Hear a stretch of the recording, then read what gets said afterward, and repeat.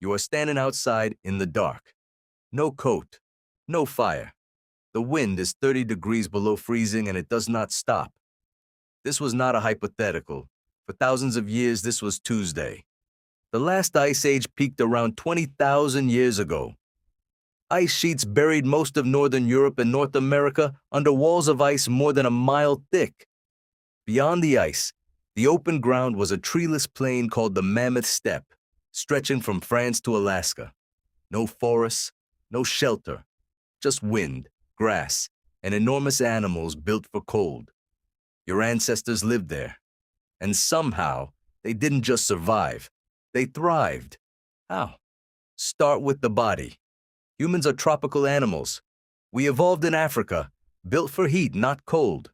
We have almost no fur, thin skin, and a metabolism that was never designed to fight a sub-zero wind. On paper, a human standing on the Mammoth Steppe should have died in hours. But bodies were only the beginning. The real adaptation was behavior. Anthropologist Trenton Holliday has spent years comparing the skeletons of Ice Age humans to Neanderthals, who had lived in cold Europe for far longer. Neanderthals had short, stocky limbs, a body shape built to conserve heat, the same pattern you see in cold-adapted animals today. Modern humans didn't have that shape. Their limbs stayed long and slender like their African ancestors. Their bodies never changed to fit the cold. Their behavior did. Around 30,000 years ago, at a site called Sunghir in what is now Russia, archaeologists uncovered a burial that changed how we think about Ice Age life. 2 children, buried head to head, covered in thousands of ivory beads. Each bead took an estimated hour to carve by hand. That's tens of thousands of hours of labor spent decorating the dead. But look closer at the beads themselves. Their arrangement shows the outline of fitted clothing, trousers, shirts, boots, sewn, tailored, layered. This is the twist most people miss. Ancient humans didn't outrun the Ice Age with tougher skin. They outsmarted it with tailoring. Archaeologist Olga Sofer spent decades studying tiny fired clay fragments from Ice Age sites in what is now the Czech Republic, at a site called Dolní Věstonice. Under a microscope, some of those fragments showed something nobody expected. Impressions of woven cord and knotted textiles pressed into wet clay before it hardened around a fire 27,000 years ago. Not animal hide, woven fiber, string, rope, nets, an entire hidden technology of plant-based tools that never survives long enough to be found, because fiber rots and stone does not. For decades, archaeologists judged the Ice Age by what lasted: spear points, bones, cave walls. Sofer's discovery suggested the real toolkit was mostly invisible. So picture it. Reconstruct a single winter day. You wake up in a shelter built from mammoth bones and hide, at a site like Mezhirich in Ukraine, where entire dwellings were framed from the skulls and tusks of mammoths stacked like architecture. Outside, the wind has not stopped in 3 days. You are wearing layered, tailored clothing, sewn tight at the wrists and ankles to trap warmth, the kind of design Sunghir's beadwork revealed. A fire burns at the center of the shelter, fed by bone and dry dung where wood does not grow.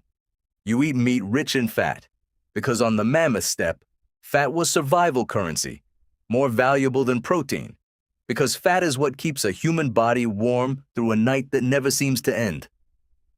None of this happened by accident. Every piece of it was learned, taught, and passed down.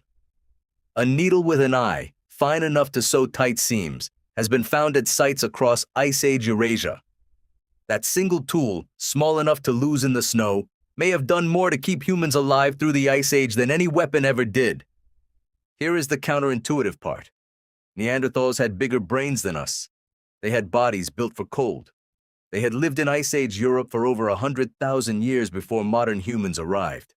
And yet, as the climate swung harder and colder around 40,000 years ago, Neanderthal populations collapsed while modern human populations spread and grew. Researchers like Clive Finlayson have argued the difference wasn't strength or brain size at all.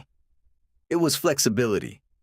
Modern humans built wider social networks, trading, sharing knowledge and resources across long distances between unrelated groups. When one group's hunting territory failed, they could lean on another. Neanderthal groups appear to have stayed smaller and more isolated. In a world where the climate could shift in a single generation, isolation was the real danger, not the cold itself. Community was the technology.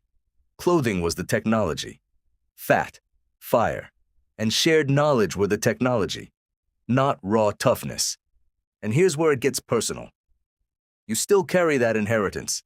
Every time you put on a coat before checking the weather.